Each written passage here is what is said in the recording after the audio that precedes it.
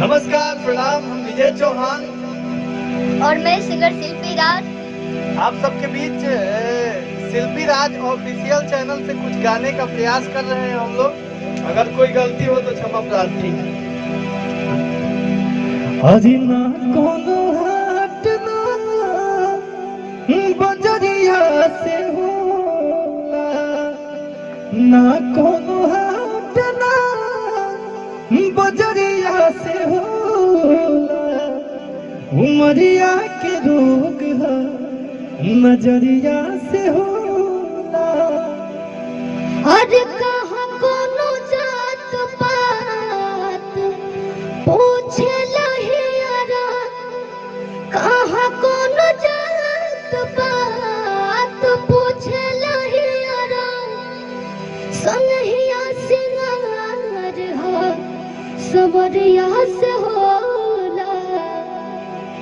अरे तो ना कोनो हाट ना बजरिया से होला, उमरिया के रोग है नजरिया से होला। अरे कबरिया खून बहे कि कबरिया लोर हो।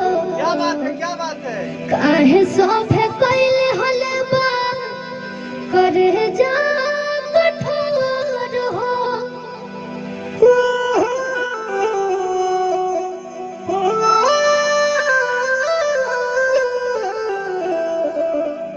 हाँ, ये कबरिया खून बहे कि कबरिया लोर हो।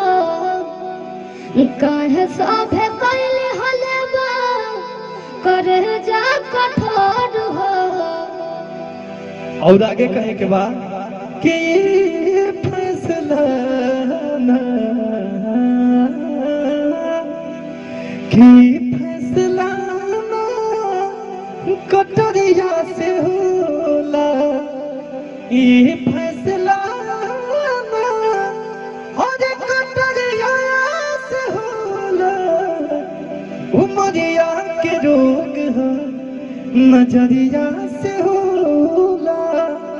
ना कोनो हाथ ना बजरिया से होला, ना कोनो हाथ ना बजरिया से होला, उमरिया के रोग है नजरिया से होला। अरे उमरिया के रोग है नजरिया से होला।